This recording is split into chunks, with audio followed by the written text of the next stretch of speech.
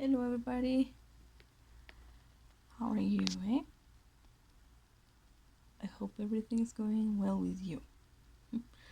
Alrighty people, so last week we studied the embedded questions, yes?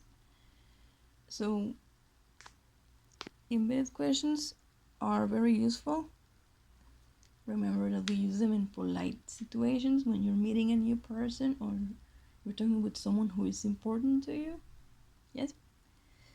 Alright, so today we're going to move on and we're going to study something called relative clauses. Yay, relative clauses. So, what is a relative clause? I know the name is intimidating, but don't worry, they are very useful and necessary. Yes? So, relative clauses are phrases that we use to describe or give more information about a thing or a person. Yes?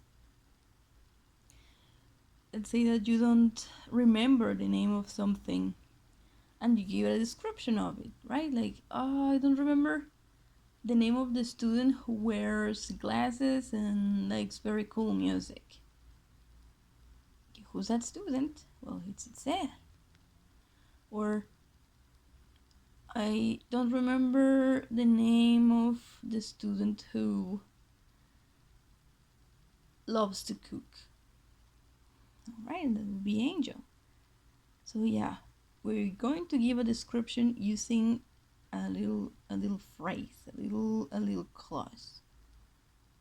Alright, now structure. Okay, so structure is easy, but you have to pay attention. I don't know if you noticed that when I said that you're using these descriptions, you're not using a sentence, you're using a clause or a phrase. This is because when you're using when you're using a relative clause, you're not going to make the description with a complete sentence. Yes, it's going to be a little part of a sentence. Okay, so to use them, first say something. Yeah, start your sentence as you usually do. Now, the thing is that in this kind of sentences, you have to be a little general. Let me show you an example. It says, I invited the man. This sentence is very general. Very. Why? Why is it general? Because we don't know the man. Yeah, so what man did you invite? Let's make it more specific. Alright, so I invited the man who planted 20 trees. So I didn't invite the man who makes tacos, or I didn't invite the man who sells, I don't know, newspapers. I invited the man who planted 20 trees.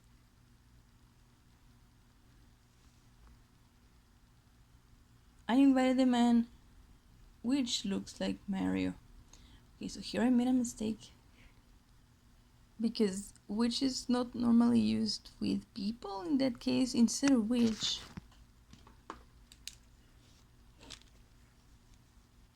we will need a different word, which is, oh, the redundancy.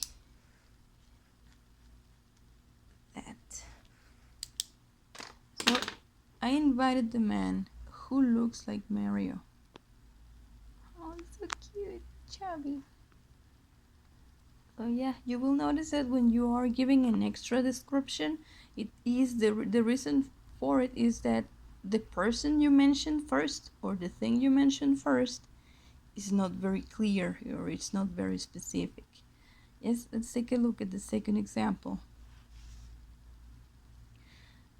My students have been reading the book. What kind of sentence is this? Do you know what book I'm talking about? Not really. We don't have much information about it. We don't have the name. We don't have anything with it.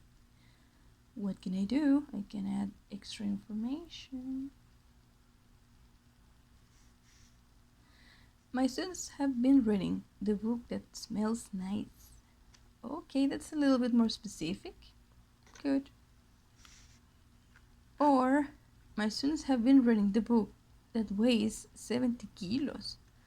Oh, be careful with that, people, eh? It's a little heavy. So you can add any description that you want by including something that we call a relative pronoun. A relative pronoun is a word such as who, which, that. Yes, and depending on the person or the thing you're talking about is the pronoun that you need. Yes. So, in other words, if it's a person you're talking about, the relative clause will have a who or a that.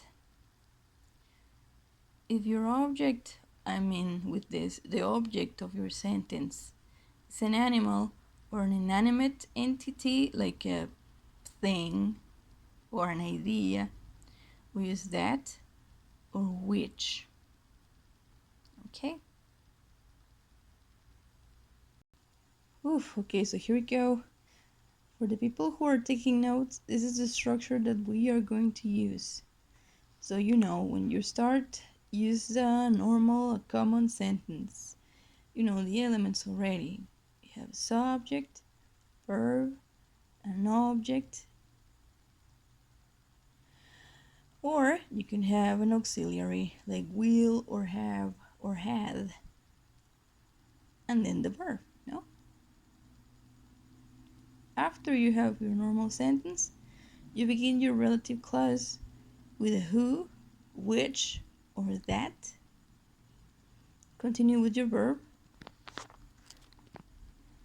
If it's a sentence with a modal, then you have an auxiliary and then a verb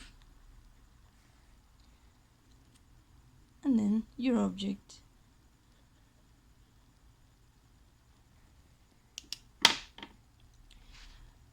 Okay, but we don't use a subject, teacher? No, we don't, because this object that you have here will be described with this, right? Now, who, which, and that are not the only relative pronouns that we can use, but we're going to use them in this first time, okay? Alright, so here we have a situation. I'm going to ask you a question. You tell me what you think. So the question is, who forgot to turn off the lights?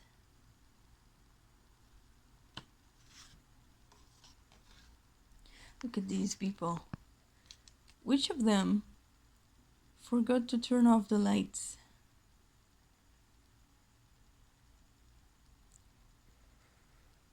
Was it the girl who is carrying the pizza? Is it the girl who is wearing a purple blouse? Or is it the girl who has sodas in her arms?